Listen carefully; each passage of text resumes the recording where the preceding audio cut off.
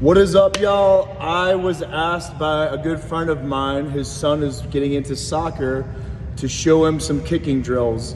So if you go back to the lunge matrix and the stretch 3D maps that I've included in a lot of my videos, you'll see that we want to work on 3 planes, right? We want to make sure that we find the weakness.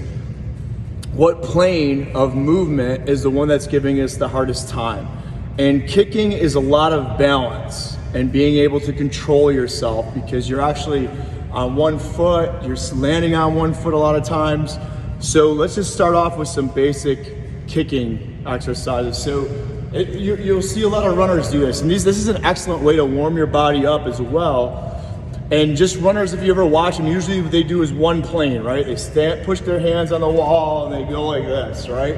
When they should be going side to side and rotation, which is often neglected. So if we just stand on one foot here, right? So I'm just gonna start going right here, right? And then give it a little snap at the end, right? And if I got a soccer player, I can focus on the two foot position. So if while I'm striking, you want to hit with the laces, right? So it's the toe is pointed down and you want to hit straight, right? Because if my foot's angled or something, it's going to make it harder to hit the ball straight, right? So if I'm striking, I'm here, and I want that snap at the end, right? And now if I'm passing the ball or if I'm placing the ball in soccer, I'm going to use my foot, the side of my foot. So the more I open up that foot, right, the more surface area of my foot, the better able I'm going to be able to place that ball. So if I'm watching my young athletes, you know, sometimes they're not getting that foot turned properly, and they wonder why the ball is getting shanked, okay? So again, making it like a putter, and I'm here, right? So see how my foot is turned inside? If you have advanced athletes and you want to curve the ball, then you can do that little snap at the, see if you can do that little snap at the end, or hitting it across, right? So for me, I can curve a soccer ball if I hit it with the outside of my foot and skimmed it to go that way, right? But if you roll the foot in, you're going to get it to curve to your inside, right? So of course we want to look at both feet, right? So notice how I went front to back, and it's the same thing. I can put my laces down, so now I'm side to side, and then rotation, right? So rotation would be here, side to side here, and then put that little snap in it. And again, I can change that foot position. And then when I get the left side, same thing, right? And then of course, I noticed where I'm lacking. For most young athletes in soccer, if they're a righty, all they're gonna wanna do is kick with their righty. And that does a huge disservice. Because soccer, you have to be good with both feet. As soon as you get to the varsity level in high school and stuff, if you cannot kick well with your opposite side foot, you're gonna be so easy to play, right? No matter how fast you are, you're always gonna go to your right. So it's so crucial, even in baseball, guys, I talk about this all the time in football. If I throw 20 with my right, 20 with the left.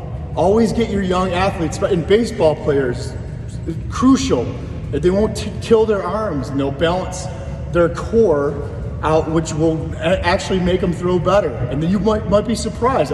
My left foot was more accurate than my right. My right could crank it, but when I placed the ball with my left, it was so much more accurate. Right? So you might find out that you throw better with your left. Again, so now I could use my arm drivers, right? And I could go in all the different directions, guys, to really put some coordination in there, because in soccer, you will find yourself, especially if you're in the middle of the pack, in some crazy contorted positions to get your foot on the ball and take a shot. So I can have my one arm driver. So let's keep it simple here, guys. But just think of all the possibilities. Again, in 3 planes: front to back, side to side, rotation, out of sync, right? So this would be out of sync, rotation, out of sync in the sagittal plane while I'm kicking. Let's see if you can see that. So many different ways to do that. right? But if we want to load that body, right? So if I'm going front to back, so I can start with a toe touch, right, guys? So that would be if I have a young athlete and he's having a hard time balance, toe touch, right? And then finally get him where they're not toe touching. And then the opposite hand is going back. So see how it gives me a snap? And then the same thing, side to side, right?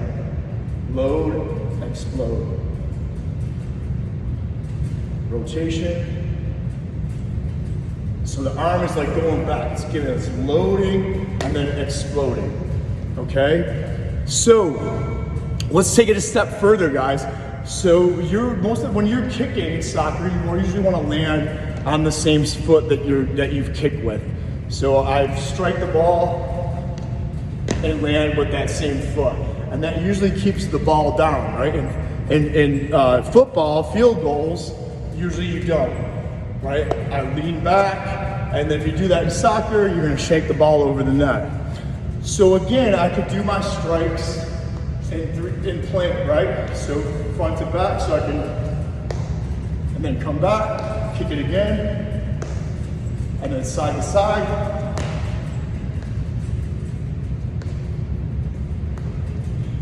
And then rotation, right? So rotation would be boom, right there. And then do the opposite side. So I can boom, kick, and then, right? So again, I can go 1, 2, 3, 4. Rotation, 1, 2, 3, 4, real quick. So there's different ways, and you want to keep adding that variety to it. It makes it more challenging, and it makes it when we add variety to things, a lot more fun. But if you can get your athlete to totally snap those kicks in all 3 directions, fast, hard, and they don't lose their balance, watch the carryover onto the field. And with that being said, namaste.